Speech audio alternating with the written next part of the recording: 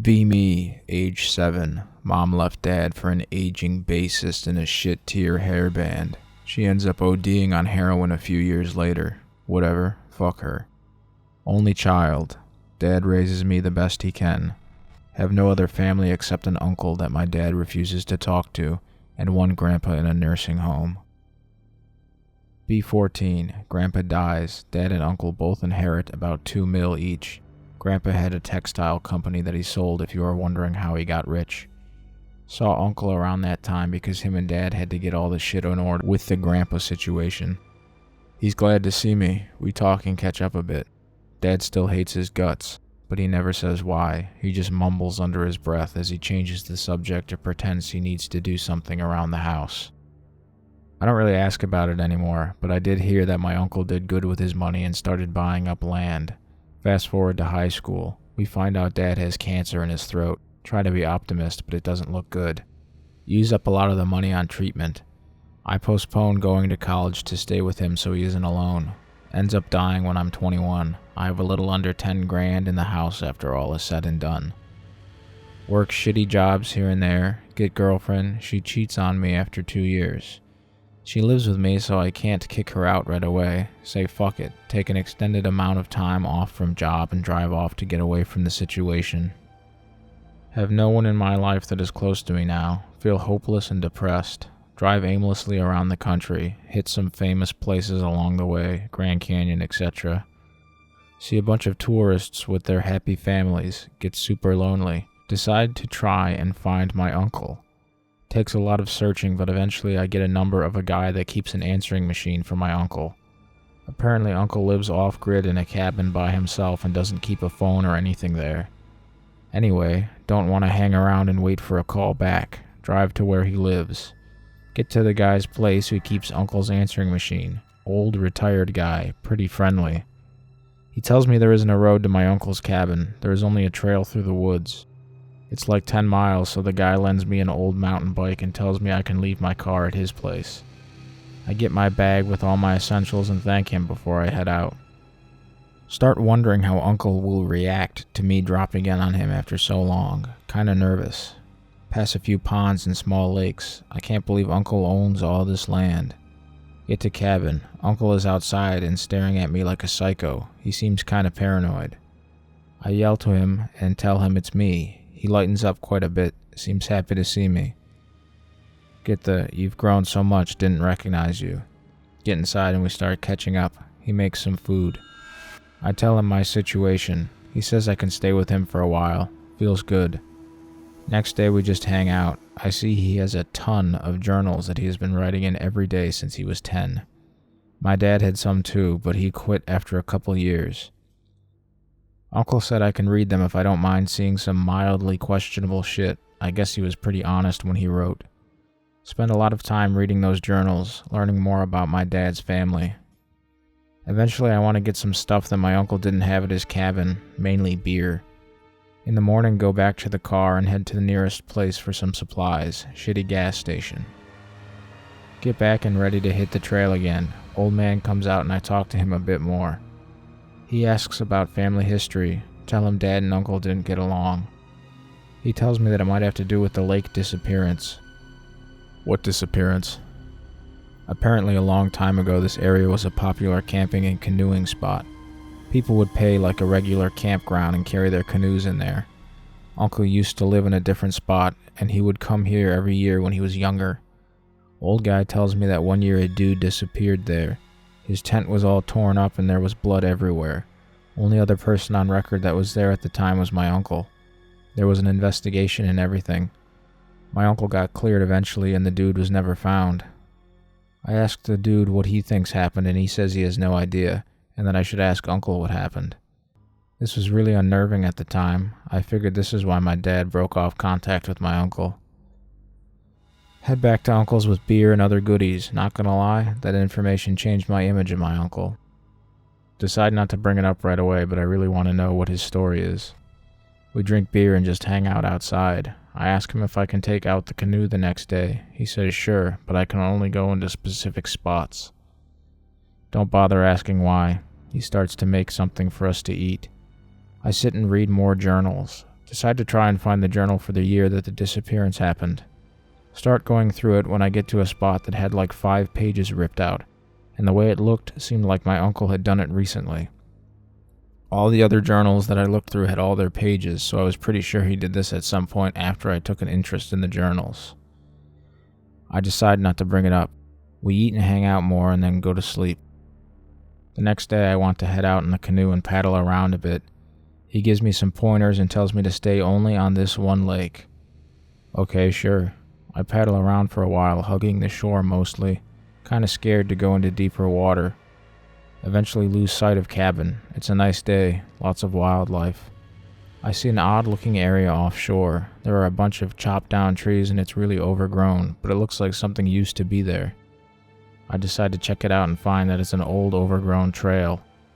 Also, it looks like someone tried to cover it up with logs and debris to try to hide it. Too curious to leave it alone. Get out and walk through the thick vegetation.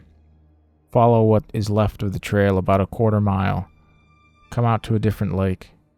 It is dead quiet. No wind, no animal sounds, no bugs.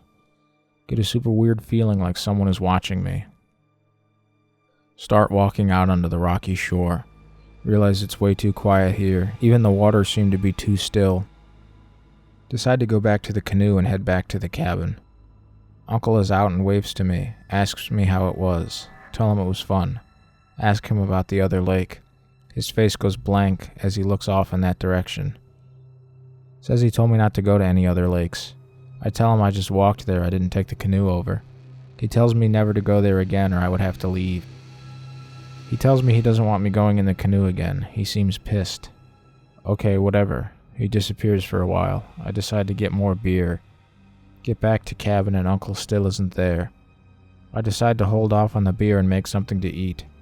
Uncle gets back and he is pretty quiet. Things are kinda tense. I just end up sitting around till bedtime.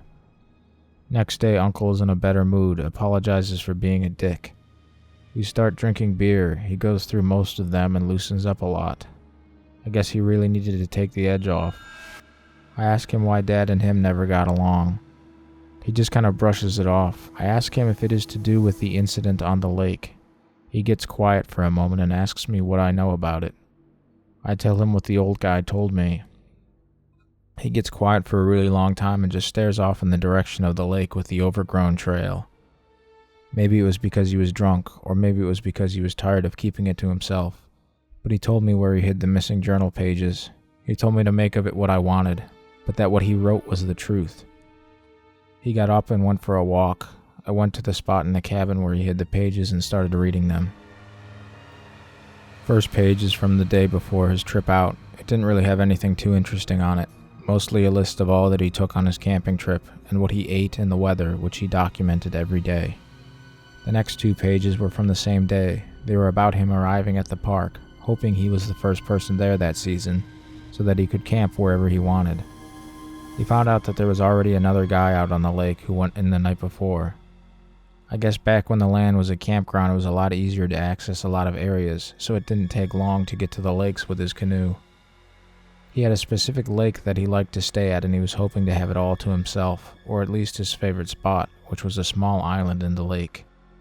When he got onto the lake, he saw smoke on the island and a red tent, so he was disappointed that his spot was taken. Eventually he settled onto a small peninsula that had some trees on it. The only other noteworthy thing from that day was that he never saw the guy walking around on the island, and eventually the smoke stopped. The last thing on that page was that Uncle planned on moving to a different lake the next day because he wanted to be completely alone. The next day he noticed that the guy hadn't lit a fire, and he still hadn't seen him walking around on the island, and his canoe was still there. There was a storm rolling in that day, and my uncle decided to stay at the spot for another night. He also wrote that during the night on his first day, he got up to take a piss. The moon wasn't quite full, but it gave off a lot of light. He saw what looked like a log standing straight up out in the middle of the lake. The last page had 2 days on it, one on the front, another on the back. The weather was horrible the next day. Windy and cloudy. He decided to try and head out anyway, but ended up flipping his canoe and had to get back to shore. He made a fire and dried out all his gear and clothes the best he could. He set up his tent again and was in for another night. He also wrote that he still had not seen any movement or a fire on the island, and that the night before he once again saw the upright log on the lake. But this time it had been closer, about half of the way between the first place he saw it and his campsite. He also noted that it was not visible during the day. From what I had read up to that point, I didn't understand what was so bad about this, that he would try and hide it from me. That all changed when I read the last entry. The last night that he was there, the moonlight woke him up. He also had to take a piss.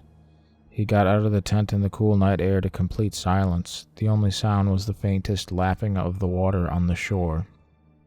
As he was relieving himself, he noticed how calm and glassy the lake was, and then he saw it. The thing that he thought was a log stood at the very end of the peninsula.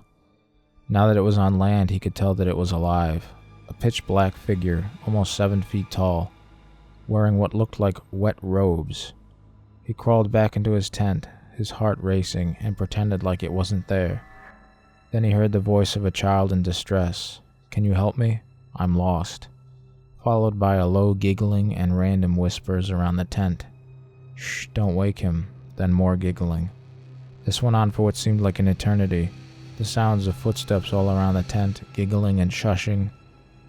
Just before dawn, he heard what he presumed to be the figure wading back out into the water. As soon as it was light out, he was already packing his things and heading back the way he came, but first he paddled up to the island to see if there was anyone there. All he saw were the remains of the first fire, the tent torn apart on one side, blood everywhere, and strange symbols drawn on a big boulder. He reported the man missing but never told anyone about what he saw that night. After I was done reading, I just sat there until my uncle got back from his walk. "It's still out there," he said as he looked towards the lake. He said that he bought up the area over the years and tries his best to keep people off of that lake. He says it's cursed. That didn't stop me from going back once more to see it, but that's a story for a different time.